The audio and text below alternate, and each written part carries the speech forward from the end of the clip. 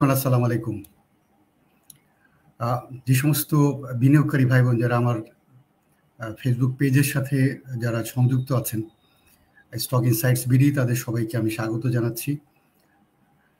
In fact আমি অনেকদিন পর, আজ প্রায় দীর্ঘ ১.৫ বছরের ঊর্ধ্বে হবে সময়, দীর্ঘ ১.৫ বছরের অধিককাল সময় পর আজকে আমি আপনাদের সাথে লাইভে এসেছি বাংলাদেশের স্টক মার্কেট নিয়ে। আপনারা সবাই জানেন যে আমি স্টক মার্কেট নিয়ে কথা বলতাম এবং স্টক মার্কেটের বিভিন্ন দিক নিয়ে আমি আলোচনা করতাম। সেখানে আমি আমাদের ভালো স্টকগুলো নিয়ে কথা বলতাম এবং আমরা স্টক মার্কেট থেকে আমরা কিভাবে আমাদের পুঁজিটাকে বা কিভাবে আমাদের বিনিয়োগটাকে আরো লাভজনক করতে পারি সেই বিষয় নিয়ে আমি কথা বলতাম। বাট গত প্রায় ১.৫ বছরের অধিক সময়ে আমি আই ওয়াজ অ্যাবসেন্ট ফ্রম যে লাইভগুলো করতাম অথবা যে রেকর্ডিংগুলো করতাম সেইগুলা থেকে আসলে আমি করতাম না। তো তার পিছনে আসলে অনেক কারণ ছিল, যে কারণের পরিপ্রেক্ষিতে আমি ফিল করেছিলাম আসলে যে আমরা যেভাবে মার্কেটটাকে অ্যানালিসিস করি অথবা আমরা মার্কেটটাকে আমরা যেভাবে দেখতে চাই বা মার্কেটটা যেভাবে হওয়া উচিত সেইভাবে মার্কেটটা আসলে হচ্ছিল না, সেভাবে মার্কেটটা যাচ্ছিল না। তো তার পিছনের অনেক কারণ রয়েছে আসলে, সেই অনেক কারণ, যে কারণগুলা ইনফ্যাক্ট আমাদের কোনো কিছুই করণীয় ছিল না, বা আমরা বিনিয়োগকারী হিসাবে অথবা আমরা স্টেক হোল্ডার হিসাবে আসলে আমাদের কোনোই করণীয় কোনো কিছু ছিল না। বিধায় কিন্তু আমরা ঠিক যেটা যৌক্তিকভাবে যেটা হওয়া উচিত বা যৌক্তিকভাবে যে মার্কেটের যে যেমনটা হওয়া উচিত তেমনটা বাধাগ্রস্ত হচ্ছিল, যার পরিপ্রেক্ষিতে আমি আই স্টার্টেড ফিলিং দ্যাট আসলে এখানে আর কথা বলা that will not be justified. Okay, তো আমি যে বিষয়টি আপনাদের সাথে আজকে শেয়ার করব সেটা হচ্ছে আমাদের future of our stock market, আমাদের স্টক মার্কেটের ভবিষ্যৎটা নিয়ে আমি একটু আলোকপাত করতে চাই। যারা স্টক মার্কেটের সাথে যারা দীর্ঘদিন ধরে জড়িত আছেন তারা হয়তো আমার সাথে একমত হতে পারবেন যে স্টক মার্কেট প্রত্যেকটা জিনিসই কিন্তু একটা নিয়মের ভিতরে আসলে চলে। প্রত্যেকটা জিনিসেরই কিন্তু একটি নিজস্ব নিয়ম রয়েছে বা নিজস্ব গ্রামার রয়েছে বা কেমিস্ট্রি রয়েছে। সেই নিজস্ব কেমিস্ট্রির বাইরে গিয়ে যদি কেউ কখনো কোনো পার্টিকুলার বিষয়কে যদি পরিচালিত করতে চায় তাহলে কিন্তু সেটা সম্ভব হয় না। তো আপনারা সবাই জানেন যে আমাদের 2010 সালে আমাদের স্টক মার্কেটে একটা বড় ধস হয়েছিল, যেটা আমাদের স্মরণকালের সর্বশ্রেষ্ঠ ধস বলে আমরা বলতে পারি 1996 এর পরে।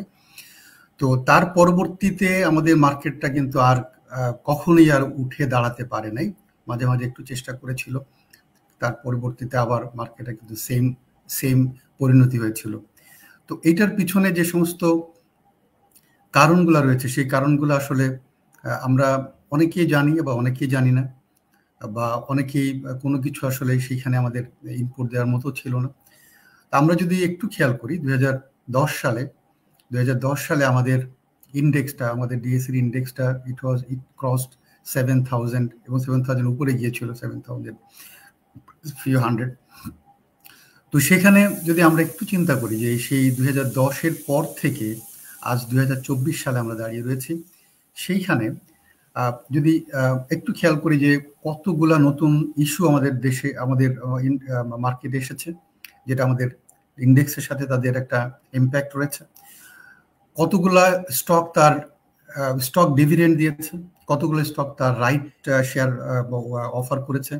তো সেই সমস্ত আসপেক্ট মিলিয়ে যদি আমরা চিন্তা করি তাহলে কিন্তু আজকে আমাদের বাংলাদেশের স্টক মার্কেট যদি তার ইন্ডেক্সটা যদি 10,000 যদি হতো তাহলে এটা কিন্তু বাড়তি কোনো কিছু হতো না। কিন্তু সবথেকে দুঃখের বিষয় হচ্ছে আমরা দেখতে পাচ্ছি আমাদের স্টকটা স্ট্রাগলিং ইন বিটুইন 5,800, 700, 5,600 to 6,000, এটার ভিতরে কিন্তু এটা উঠানামা করছে বা এর ভিতরেই কিন্তু স্ট্রাগল করছে। এখন এই অবস্থাটা কেন হলো, আসলে এই অবস্থাটা কেন হলো সেই বিষয়টা আমাদেরকে একটু খেয়াল করতে হবে। আমরা যদি দেখি গত অলমোস্ট 12-15 ইয়ার্স যে সময়টা, এই সময়টাতে আমাদের যারা রেগুলেটরি বডিতে যারা ছিল, আসলে যারা রেগুলেট করেছিল আমাদের মার্কেটটাকে, তাদের ভিতরে কারণ বিভিন্ন স্টক মার্কেটটা কিন্তু কয়েকটি রেগুলেটরি বডি যদিও রয়েছে, আমাদের সিকিউরিটি এক্সচেঞ্জ কমিশন, দেন আমাদের ডিএসসি পার্শিয়ালি আমাদের একটা বড় ফ্যাক্টর কাজ করে, দেন আমাদের বাংলাদেশ ব্যাংক বা আমাদের মনিটারি পলিসি কিন্তু একটা বিশাল বড় একটা ব্যাপার রয়েছে। সবকিছু মিলে তো এই সবাই কিন্তু একসাথে কন্ট্রিবিউট করে একটা স্টক মার্কেটের, হেলদি স্টক মার্কেটের জন্য। এই প্রত্যেকটা প্রতিষ্ঠান কিন্তু এখানে তাদের কন্ট্রিবিউশন রয়েছে, বা প্রত্যেকটা প্রতিষ্ঠানের কিন্তু এখানে প্রয়োজনীয়তা রয়েছে, সমন্বয় রয়েছে। তো আমরা যদি দেখতে পারি যে আমাদের এই তিনটি জায়গার সমন্বয়হীনতার প্রচন্ড রকমের অভাব ছিল গত 15 ইয়ার্স বা 13-14 ইয়ার্স ধরে। এই সমন্বয়হীনতার প্রচন্ড অভাব ছিল সেখানে। তারা একে অন্যের সাথে কোনো সমন্বয় না রেখে বিভিন্নভাবে তাদের বিভিন্ন রকমের বক্তব্য, বিভিন্ন রকমের পলিসি, বিভিন্ন রকমের অ্যাক্টিভিটিস, সবকিছুর মাধ্যমে ধীরে ধীরে বিনিয়োগকারীদের যে আস্থার জায়গাটা একদম জিরোতে নিয়ে এসেছিল। আসলে অলমোস্ট বলতে পারবো যে আমি বিনিয়োগকারীদের আস্থার জায়গাটা জিরোতে চলে এসেছিল, যার পরিপ্রেক্ষিতে আমাদের মার্কেটটা কখন আর আলোর মুখ দেখতে পারে না। আচ্ছা, আমরা যদি একটু খেয়াল করি যে আমাদের মার্কেটে যেটা হয়েছিল, যে মার্কেটের কিন্তু তার নিজস্ব কিছু প্যারামিটার থাকে, মার্কেটের কিন্তু তার নিজস্ব কিন্তু কেমিস্ট্রি থাকে, যে কেমিস্ট্রির উপরে মার্কেট কিন্তু, বা মার্কেটে কিছু নিয়ম থাকে, স্টক মার্কেটের নিজস্ব কিছু নিয়ম থাকে, যে নিয়মে স্টক মার্কেট আসলে ওঠানামা করে থাকে। আমি যদি সেই নিয়মের জায়গাটাকে যদি আমার মতো করে কোনো পলিসি ফর্মুলেট করে দিয়ে সেটাকে যদি আমার মতো করে চালাতে চাই, তাহলে that is really is not possible. যেটা আমরা দেখেছি যে আমাদের মার্কেটে বিভিন্ন রকমের বাইন্ডিংস দিয়ে, বিভিন্ন রকমের পলিসি দিয়ে, যে পলিসিগুলো আবার was not a well thought policy না, সেই পলিসিগুলো জাস্ট নিজেদের মতো করে তৈরি করা, নিজেদের ইন্টারেস্টের জন্য তৈরি করা, বা নিজেদের বেনিফিটের বিষয়টাকে মাথায় নিয়ে তৈরি করে আমাদের সেই পলিসিগুলো ফর্মুলেট করা হয়েছে। এবং দুঃখের বিষয় হচ্ছে যে আমি যখন কোনো একটা পলিসি ফর্মুলেট করবো, that policy has to be a long lasting policy. আমি পলিসি ফর্মুলেট করার সময় পলিসি যখন আমি সার্কুলেট করব বা ইমপ্লিমেন্ট করা শুরু করব, তখন কিন্তু আমাকে একটা লং টার্ম পার্সপেক্টিভে আমাকে কিন্তু একটা পলিসি ফর্মুলেট করতে হবে, বা যে পলিসিটিকে আমাদেরকে অ্যাডহেয়ার করে চলতে হবে, মেনে চলতে হবে।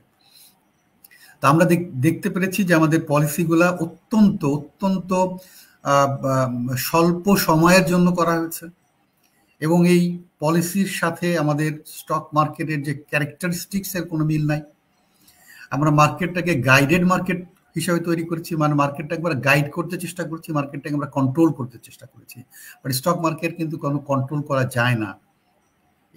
স্টক মার্কেট তার নিজস্ব গতিতে চলে, নিজস্ব গতিতে তার যেখানে যাওয়ার সেখানে যায়। তা আমরা প্রতিটা ক্ষেত্রে আমরা দেখেছি যে আমাদের মার্কেটটাকে কন্ট্রোল করার চেষ্টা করা হয়েছে। মুষ্টিমেয় কিছু মানুষকে বেনিফিট দেওয়ার জন্য, বা মুষ্টিমেয় কিছু মানুষের বেনিফিটের জন্য আমাদের মার্কেটের বিভিন্ন রকমের পলিসিগুলো ফর্মুলেট করা হয়েছে বা পলিসি পরিবর্তন করা হয়েছে। আমরা যদি গত 2টি কমিশনের সময়কার যদি আমরা যে স্টকগুলা আমাদের মার্কেটে লিস্টেড হয়েছে, হাতে গোনা কিছু স্টক বাদ দিয়ে আমাদের ম্যাক্সিমাম যদি স্টকগুলো আমরা দেখি, আমরা দেখবো যে all of the rubbish stocks they listed in the stock market. আমরা স্বভাবত আপনারা সবাই আমার সাথে একমত হবেন, আমরা দেখতে পেরেছি যে যখন তারা প্রসপেক্টাস সাবমিট করতো, বা প্রসপেক্টাস তারা যখন পাবলিশ করতো, তখন তাদের ইপিএস, তাদের আর্নিং, তাদের অন্যান্য যে সমস্ত ফিনান্সিয়াল যে ডেটাগুলো ছিল, সেই ফিনান্সিয়াল ডেটাগুলা এমন রোজি করে আমাদের সামনে উপস্থাপন করা হতো, বা এমনভাবে অডিটটাকে এমনভাবে করে উপস্থাপন করা হতো যেটা দেখে যে কোনো মানুষ কিন্তু সেই স্টকটার আইপিওর ব্যাপারে বা পরবর্তীতে সেই স্টকটা কেনার ব্যাপারে অত্যন্ত ইন্টারেস্ট শো করতো। পরবর্তীতে আমরা কি দেখেছি, 1 বছর যেতে না যেতেই ওই থুলের বিড়াল যেটা আছে, সেই বিড়ালটা বেরোনো শুরু হয়ে গেছে। ওই স্টকটি আর তার ডিভিডেন্ড দিতে পারে না, ওই স্টকটি তার আর্নিং আর নাই, তার নেগেটিভ আর্নিংয়ে চলে যায়। এই সমস্ত কিছু আসলে হওয়ার পরিপ্রেক্ষিতে যেটা হয়েছে যে আমাদের মার্কেট প্রতিনিয়ত প্রতারিত হয়েছে পলিসি প্লাস হচ্ছে আমাদের যারা এই প্রক্রিয়ার সাথে যারা জড়িত রয়েছেন, যারা দায়িত্বপ্রাপ্ত, those who are responsible for doing all these things, যাদের ইথিক্যালি মোরালি যাদেরকে এই বিষয়টা নিয়ে কাজ করার পরিপ্রেক্ষিতে একটা কোম্পানিকে লিস্টেড করা উচিত ছিল। বিকজ খেয়াল করতে হবে যে আমি যখন একটা কোম্পানিকে স্টক মার্কেটে লিস্টিং করছি তখন কিন্তু I am involving lakhs of people. আমরা বাংলাদেশের লক্ষ লক্ষ মানুষকে সেখানে কিন্তু ইনভলভ করছি, লক্ষ লক্ষ মানুষের কষ্টার্জিত পয়সা সেখানে আমাদের ইনভলভ হচ্ছে। তো সুতরাং এই দায়বদ্ধতার জায়গাটা যেটা রয়েছে, এই যে আমার ব্যক্তি ইন্টারেস্টের কারণে বা আমার ব্যক্তিগত বেনিফিটের কারণে অথবা আমি মুষ্টিমেয় কিছু মানুষকে বেনিফিট দেওয়ার কারণে যে আমি যে লক্ষ লক্ষ মানুষকে প্রতারিত করছি, আমি লক্ষ লক্ষ মানুষের যে কষ্টার্জিত অর্থটাকে যে আমি একটি খারাপ জায়গায় ইনভলভ করে দিচ্ছি, সেই সমস্ত কারণে কিন্তু আমাকে অবশ্যই I will be question. Definitely মনে রাখতে হবে যে আমরা কেউ কিন্তু কোশ্চেনের ঊর্ধ্বে না, আমাদেরকে সবাইকে এর কোশ্চেনের আওতায় কিন্তু আসতে হবে, জবাবদিহিতার ভিতরে থাকতে হবে, জবাবদিহিতার ভিতরে আসতে হবে। কিন্তু ইফ নট ইন দিস আর্থ, আমাদেরকে তো পরকালে আমাদের জবাবদিহি করতে হবে। সেই জন্য এখন যেটা আমি কেন এই কথাগুলো বলছি এবং কেন আজকে আমি আপনাদের সাথে আবার লাইভে এসছি, সেটা হচ্ছে এখন আমরা সবাই জানি আমাদের একটা ইন্টারিম গভর্নমেন্ট রয়েছে এবং আমাদের অত্যন্ত একটি রক্তক্ষয়ী আমাদের সংগ্রামের মাধ্যমে যে আমাদের যে আজকের যে অবস্থানে আমরা এসেছি, আমরা যেটাকে আমাদের সেকেন্ড ইন্ডিপেন্ডেন্স আমরা যেটাকে বলছি, সেইখানে আমরা দেখতে পাচ্ছি আমাদের দেশে ইন্টারিম গভর্নমেন্ট এখানে ফাংশন করছে এবং যারা গভর্নমেন্টে যারা রয়েছেন তারা অ্যাকসেপ্টেড, আমাদের সমস্ত কর্নার বা সমস্ত মানুষের দ্বারা অ্যাকসেপ্টেড, তারা সবার অত্যন্ত প্রিয়ভাজন মানুষ তারা রয়েছেন এবং অত্যন্ত বিজ্ঞ এবং প্রাজ্ঞ মানুষগুলা তাদের বিভিন্ন জায়গায় বিভিন্ন সেক্টরগুলোতে তারা রয়েছে, বিভিন্ন মন্ত্রণালয় বলি আমরা বা বিভিন্ন প্রতিষ্ঠানের সাথে রয়েছেন।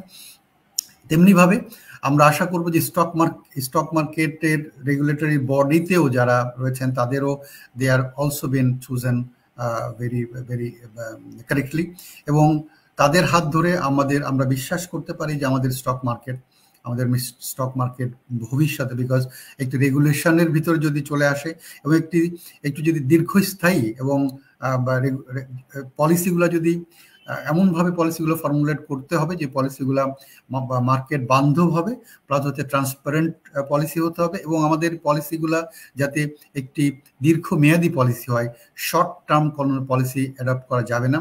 হয়তো কোনো দীর্ঘমেয়াদী পলিসি অ্যাডাপ্ট করতে হয়তো instantly it might not work as we expect, but যদি সত্যিকার অর্থে যদি একটা পোটেনশিয়াল, তার যদি একটা ভালো পোটেনশিয়াল থাকে তাহলে today tomorrow that policy will start working.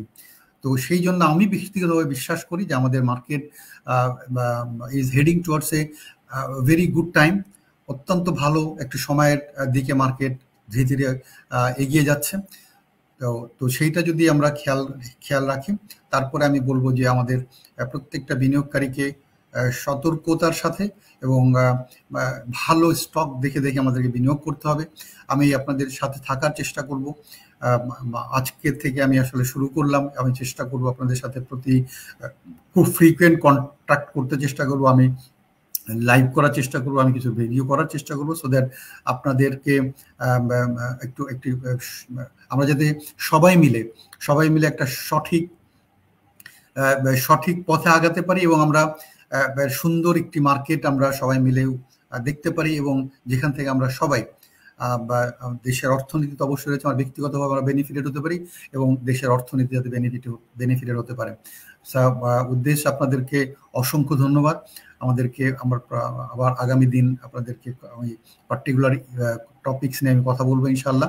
তো টিল দেন আপনাদেরকে অসংখ্য ধন্যবাদ যারা এতক্ষণ আমার সাথে ছিলেন।